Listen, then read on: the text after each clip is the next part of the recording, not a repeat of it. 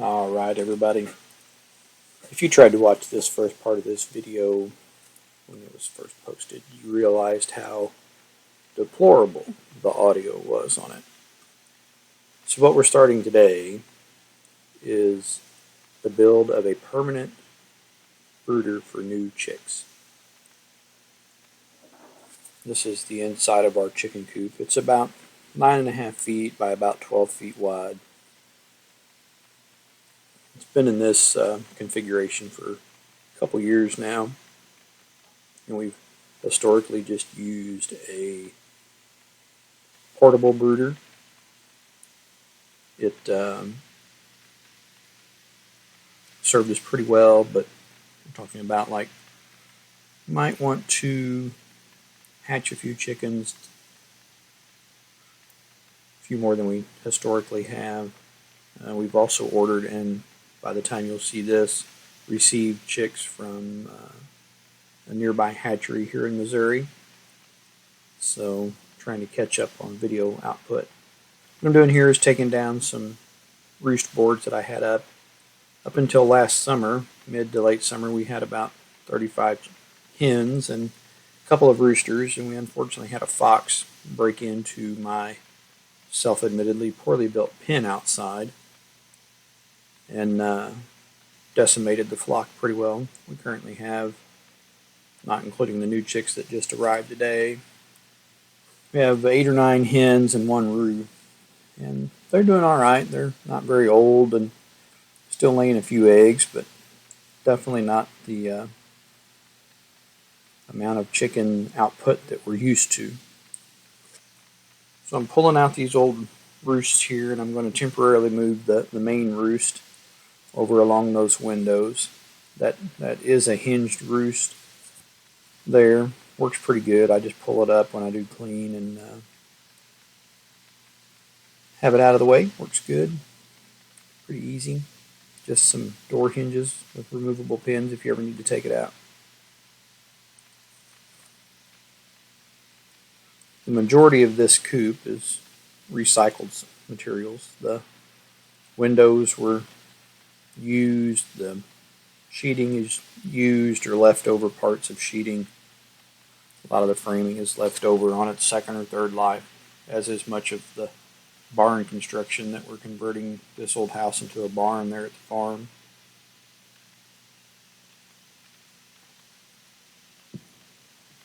Just going to work on getting this thing pulled down, and we'll move it over along these windows for now. I'll ultimately reconfigure this altogether. I think I'm going to take that wall that's kind of behind me there that's not insulated or anything. I think I'm going to build a chute and a door there that when I lift the new roost up and tie it off to the ceiling, that I can pull my tractor and loader bucket right there and just scoop straight into it and off to the compost pile we shall go. I think that'll make my life easier, because what I normally have to do is put a wheelbarrow in front of the walk-in door and shovel it in there and then wheelbarrow it out to the tractor and dump it in the tractor. And if I could save a few steps, I like the idea of that. Get a couple things out of my way here.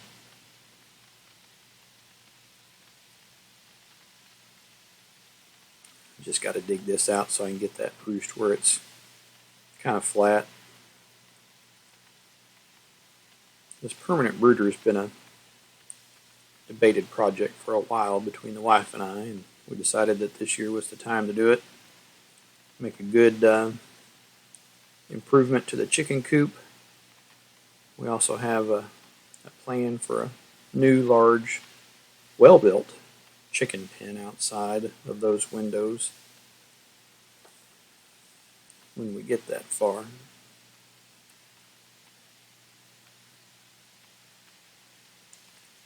As you can tell, the coop is due a cleaning, but that wasn't a project for today.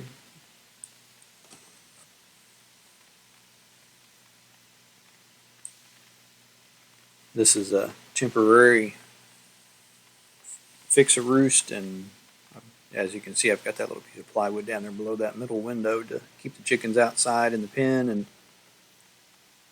out of my hair.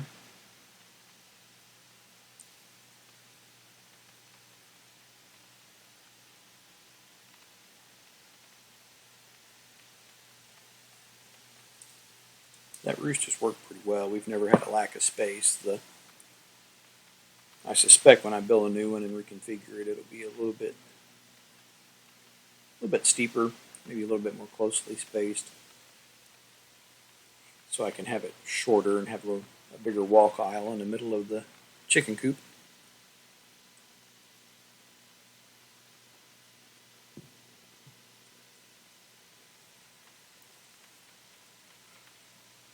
Just zipping that up there with some 2-inch SPAC screws, suitable for treated lumber, even though that treated lumber is on its third life probably and so old it doesn't have anything in there that would corrode the screws anymore.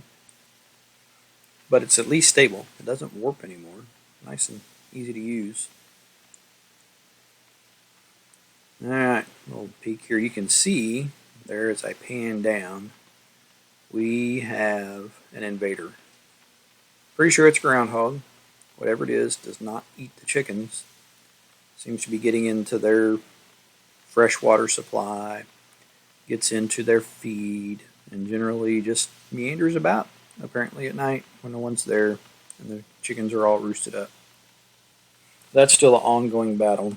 If you've ever seen the movie Caddyshack, I know I'm kind of aging myself there a little bit. It's a classic, but I'm starting to feel like the man after the gopher.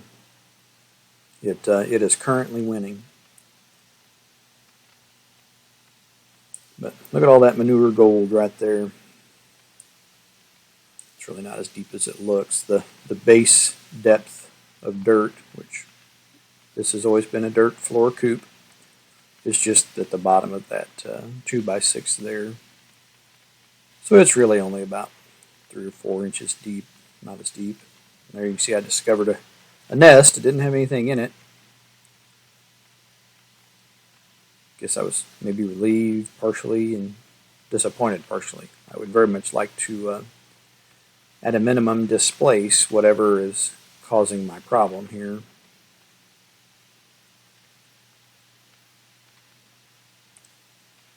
I think we'll probably ultimately end up pouring a concrete floor in the entirety of the coop. I really prefer farm animals be on dirt. I think that's how they were meant to live. We've just kind of always followed that mantra of trying to have them have the most natural life. You know, they don't really get to free range that much, especially after our fox event last year, because we kept seeing the fox all the way up into fall. Haven't seen it this spring yet, but that doesn't really mean anything. But concrete in the coop would give some good security, and when we build a new pen, we'll make it large enough that we won't necessarily feel like we have to let them out too much for free ranging, although I really do like when they're out free ranging when I'm at the farm. Definitely improves the egg quality, and most of all really helps on how much feed I either have to buy or make. Pretty curious if you guys watching have been paying attention to the large feed discussion about chicken feed from the box stores. We've never really experienced any problems, but we don't buy feed from the box stores. We either produce our own chicken feed all the way down to producing a pellet out of corn and all the other good things to get our protein content right, or we have our local ag service, our cooperative ag service, make it for us. This is the part where we look like a poorly dubbed kung fu film, because I really don't remember what I was saying there. Oh, hey, we're going to put up a light. That's what we're doing. So, it was that or somebody was about to get judo chopped. It's kind of hard to say. So there's a light on the other side of that wall that's on a switch. And I just bought a couple of LED shop lights. Never had any switchable light in there. I do have a timer controlled light. We do let our hens have a molt every year. When they start to molt, we let them lay off for a while, but we don't let them molt for a long time. We start putting some light on them. We do expect them. They are animals that we expect production out of, so while we let them have a molt and a rest, we get them started back up earlier than they would naturally.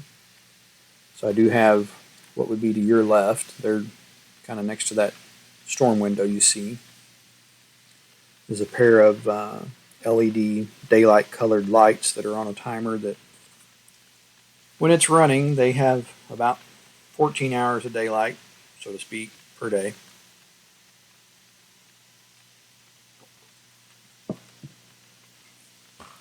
Between the quality of feed that we use and adding the light, we usually only have about a 30-day or 40-day slowdown in the winter. Sometimes when it gets really hot, they'll slow down. You'll see here as we get further into the build in the next couple of videos how we do our water. They usually still do pretty good because we have always available water, always tends to be cool because of how it's set up in the bucket. We definitely believe that helps.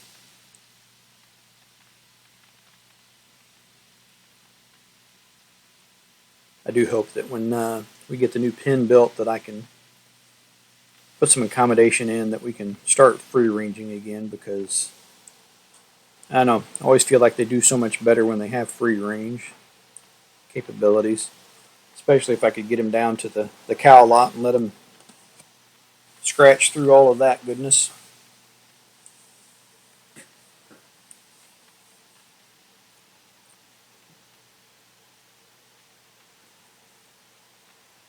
This is just a simple LED light with a couple of chains. It's got an inline switch.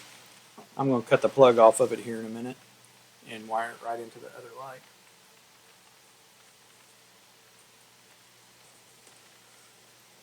But it'll definitely be handy having it to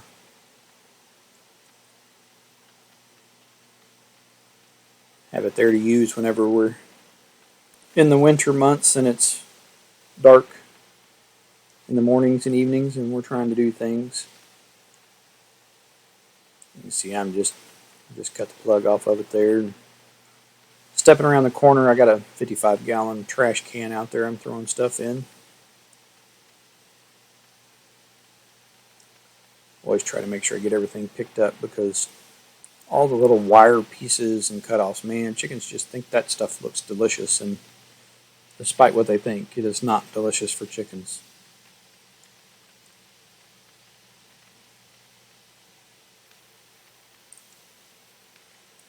This coop is generally uninsulated. I've been debating insulating it and finishing off the inside. I think I probably will at some point. It's got a metal roof. I'd like to insulate that probably before the rest of it. The wall with the windows is insulated just with fiberglass, and it's got oriented strand board over top of it. Did that for just security, stability, just make it a little tougher. It strengthens that entire wall, keeps it from shifting or anything in the wind.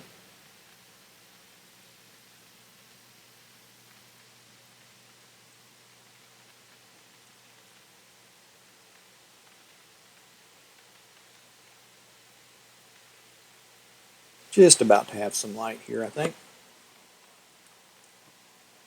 And look at that. Magic moment.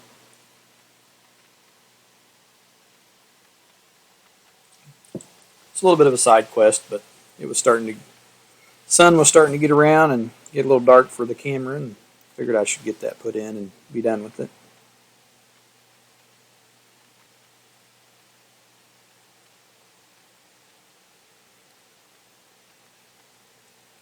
That metal grate there about at my head height, that's an old floor furnace grate that's got a steel mesh on the outside. It's a great way when I have the windows open in the summer. I can crank that open and it gets a good cross draft.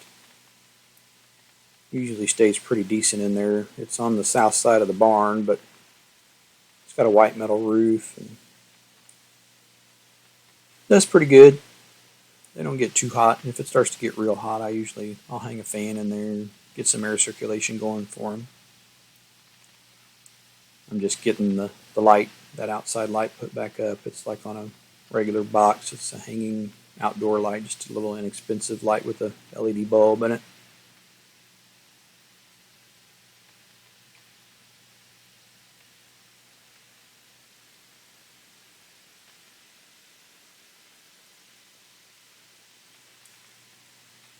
All right.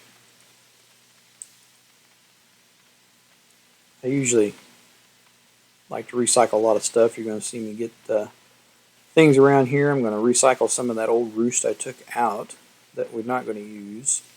Oh, talking about my water bucket here.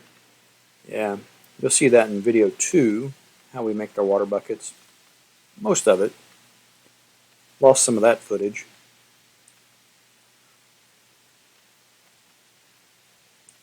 It would seem I have something on my face that you don't know those things until you see yourself on the camera.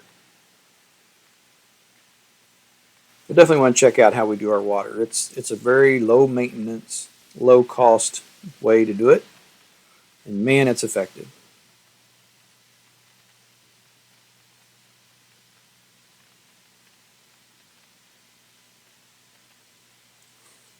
Getting some tools together here to build my frame for the Brooder base.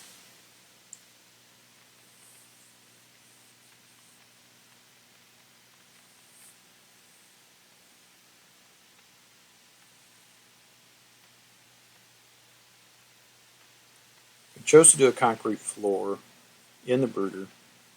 1, because we want the security for the little chickens. 2, because when we do the rest of the coop, I want it to be consistent. It makes it easy to clean. Once I get it warm with a heat lamp, it'll hold some heat. In fact, a little bit like a heat sink, even when it's got wood chips or straw or whatever in it. When I get enough heat built up into it, it stays there.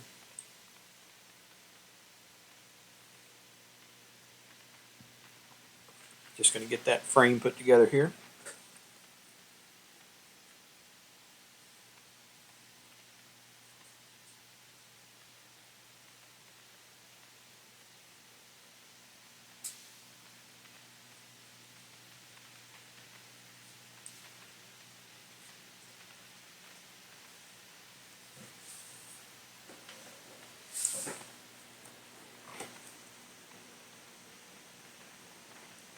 Stepped over and got me some coffee.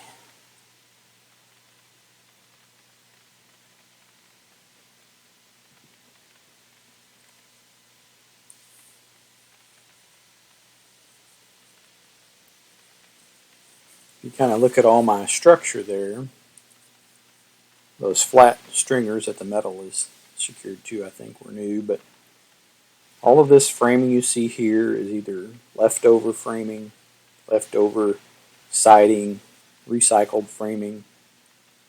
All the roof rafters in this coop are wall studs from other parts of this old house or from the house that my wife and I are rebuilding that will be our home. I've saved all the stuff I took out of it, used everything that I could. Trying to reuse it all. That's how we built our loafing shed for our cows. It's probably 80 or 85% recycled. These pieces of lumber here are cut down decking boards.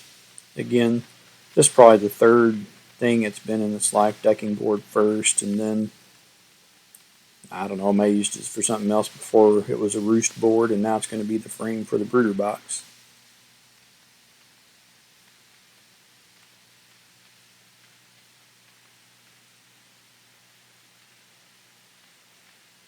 I'm not bothering with the square here. We're not building finished carpentry. Chicken can't tell if it's square.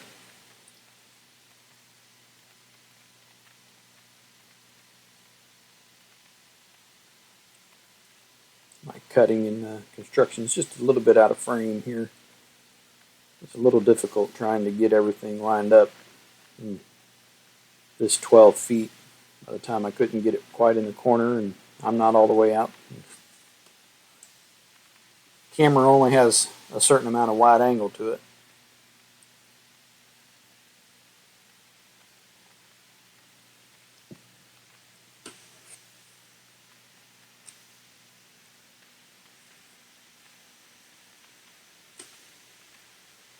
This is getting a voiceover because the camera that it was recorded with took really good video.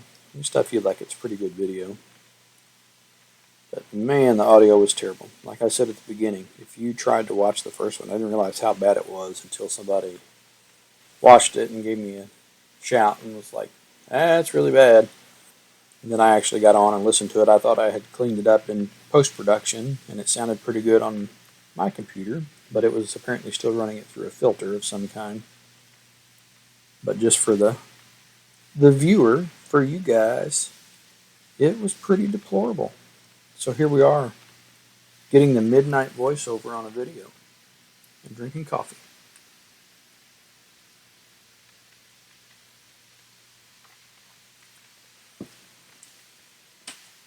Looks like I just about got this frame knocked together here.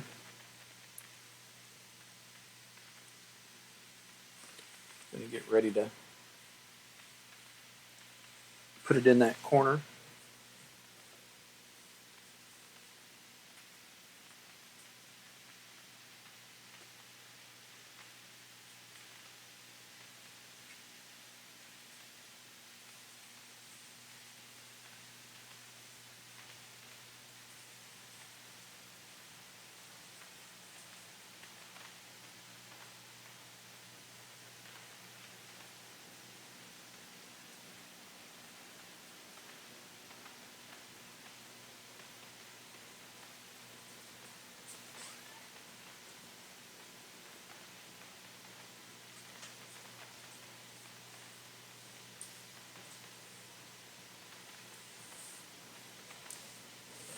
The voiceover is always,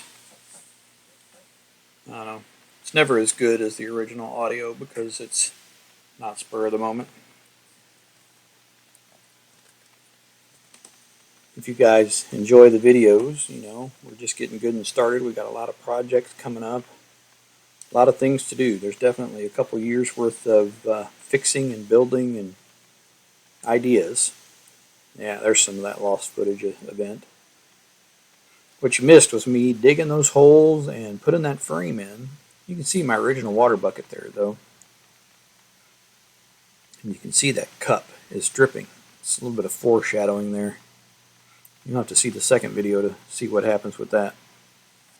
So what I'm doing is there's actually a PEX water line underneath that white bucket. And I am digging out because I'm going to eliminate that bucket, run new PEX line, and we're going to hook up the two new valves, which are just a crimped on brass valve, quarter turn brass valve, like is under a sink. And there can be people that are really judgmental that I'm using PEX line and I'm using copper crimps in the ground, but I've ran a bunch of water line at the farm this way just for my yard hydrants. Yeah, we were skipping footage right and left, but we're back. And I've never had it leak. I've never had a failure.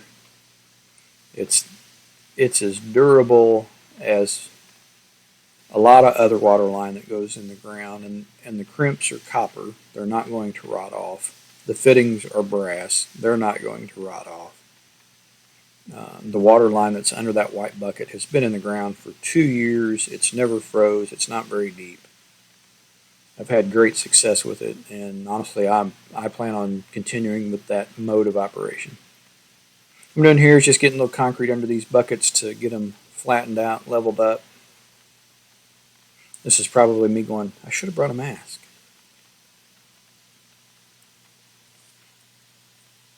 Where we are, the topsoil is very deep, and it's very soft, good soil. So if you don't want the stuff to move, even just a little bit of concrete like that give you a little bit of a base. I never thought I'd say it, but in some ways, we almost have too much topsoil, at least where we want to build a pond.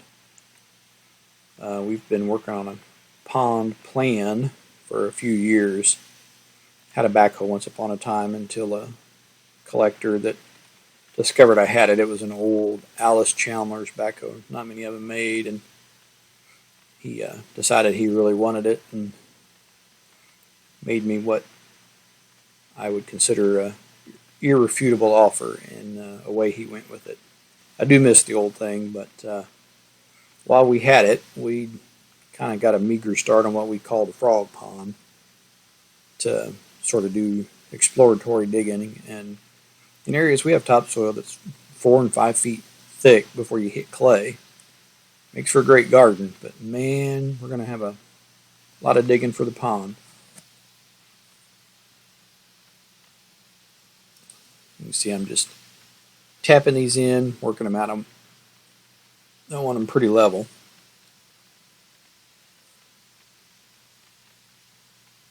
Getting them level now saves me trouble in the end, in the long run.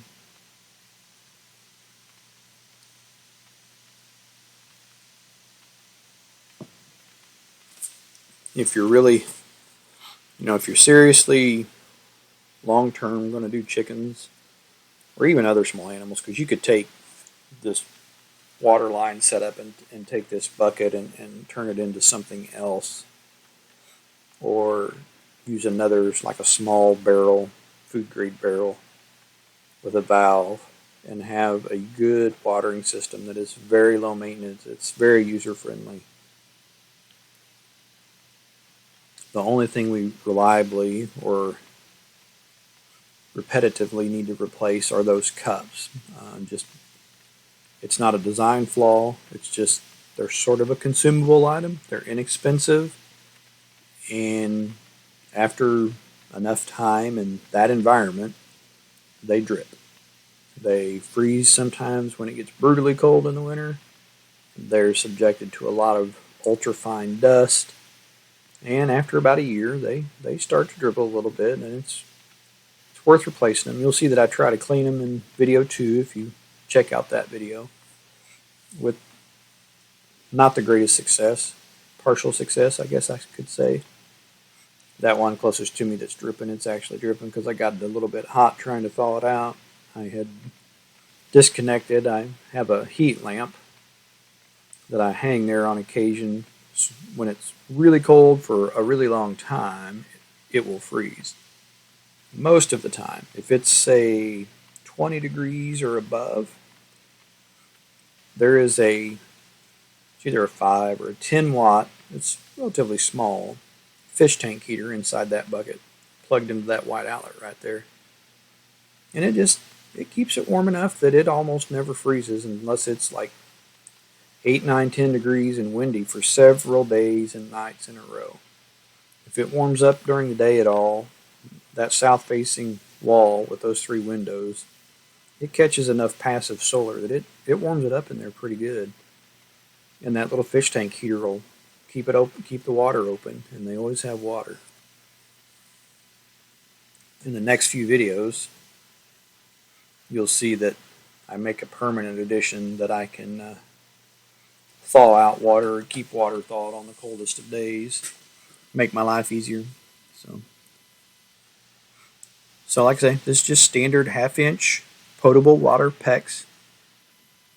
It's meant to be crimped, but I think technically that PEX can be used with the expansion type PEX. But that crimper I've had it for 15 years. It's a Watts brand PEX tool. It has replaceable jaws, multiple sizes, super handy, super reliable.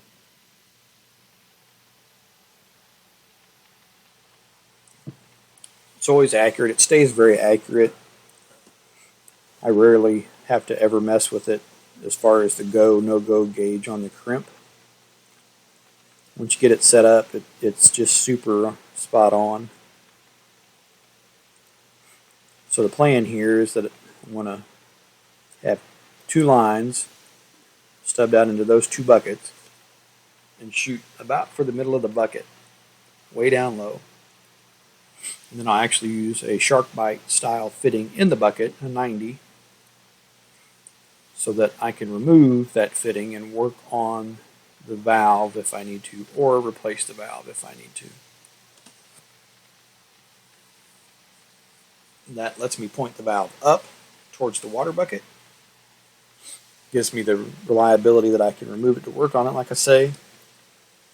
and they're pretty reliable.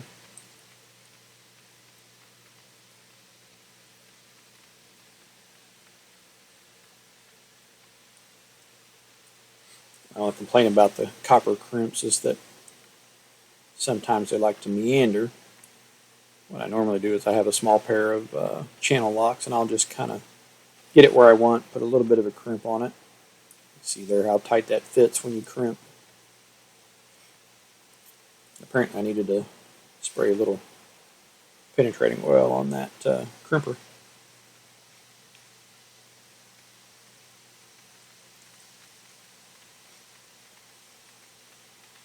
Just kind of eyeballing the length there. Going to grab my tape.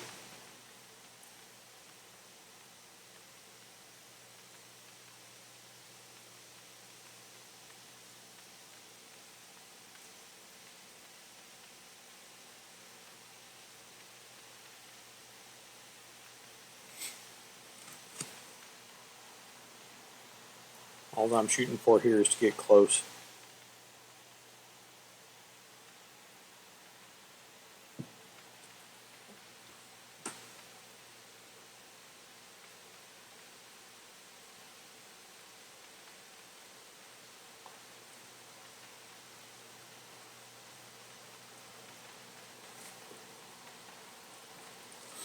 So you notice in this video I'm just cutting it with a utility knife. I actually have a very good purpose-built PEX cutter.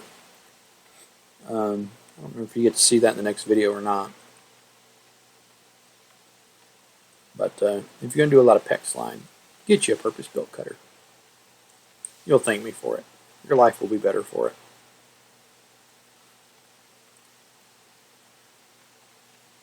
Now I let that swing down because it doesn't really matter which way that points. I'm going to warm it up here in a minute and flex it out straight, let it cool so it's pointing where I want it to go.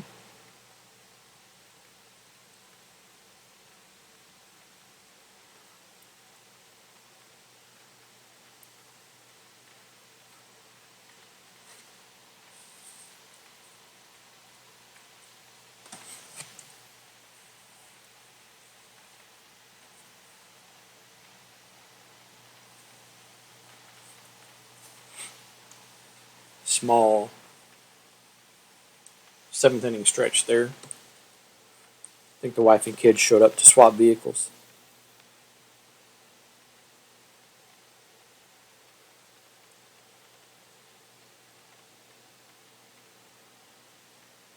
I think this is where they told me I'm the best chicken coop fixer ever. I could be wrong about that. I'm going to crimp on the roll here, and I'm just going to leave that long.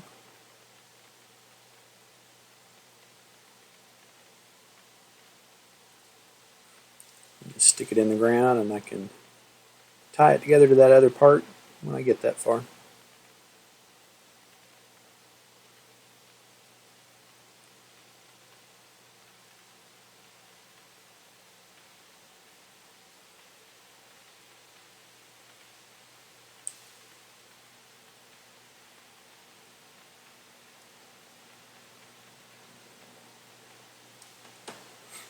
For better or worse, I'm confident enough in these PEX crimps that I buried it before checking it for leaks. So now I did go back and check the meter to make sure that I didn't have anything running.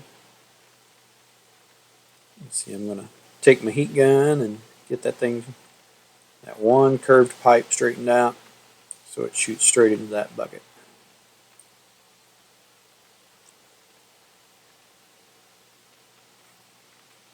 I'm sure I'm saying something eloquent and intelligent right there. I'm quite positive of it.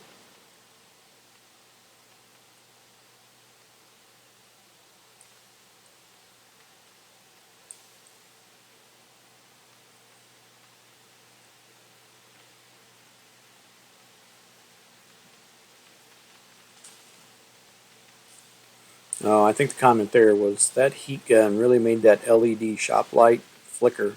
Now the camera didn't see that or pick it up, but in person it really was like a disco light.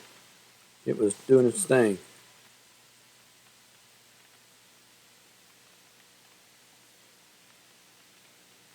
just about got this warm enough to get it relaxed out flat.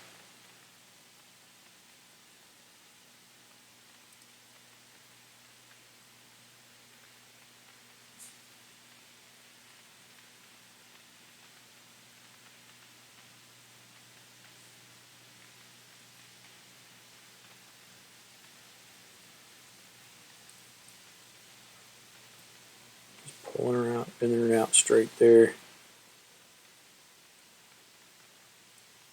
That's technically supposed to have a cool down period, but see how much better that relaxed. I think it was about like 35 degrees the day I recorded this, maybe 40. Going to shoot that one into that bucket, and going to get that one into the other bucket.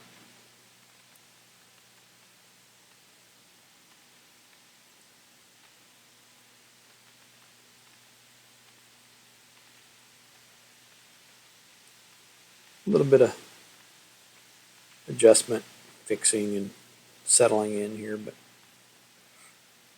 this process is worth it.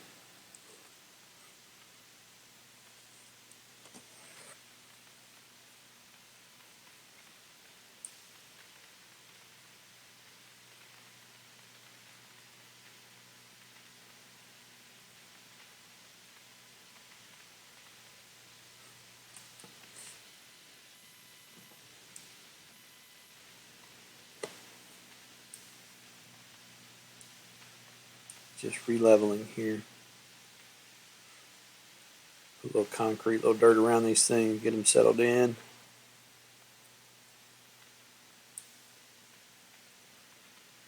We're about to the end here. Next video in the series, 2 of 4, coming out next. It's got the completion of the water setup, and concrete. Again, we lost some footage. We had a lot of trouble out of this camera here that's recording this part. But in the end, you see enough of it to know what's going on and see how it turns out for sure. And if you follow the channel, you've seen our short of the new chicks in the brooder and how well they're doing and settling right on in.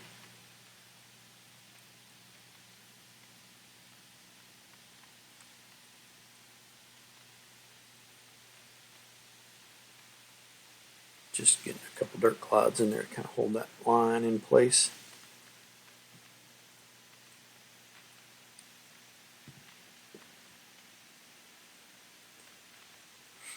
There you go. Now you can get a look down in the bucket here.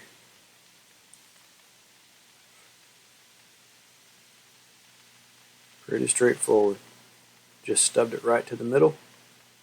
I'll trim them bad boys off for the shark bite fitting, which is a 90-degree fitting. Point that valve straight up. Got that pretty much ready for concrete. I ended up filling a little bit more dirt in there and getting it leveled out. Ended up, I was going to need more concrete than what I thought. That thing is long gone, and that one cup was really dribbling in that video. I didn't even realize how bad.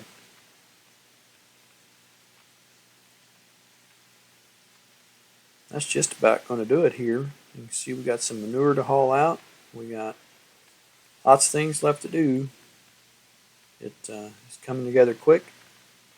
The second video in the series will post pretty quickly after this one. It's ready, edited and ready. I came back to fix the audio on this one after I realized how bad it was. So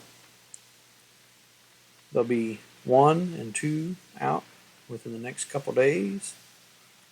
So if you like the content, give us a like and subscribe, and please come back for more.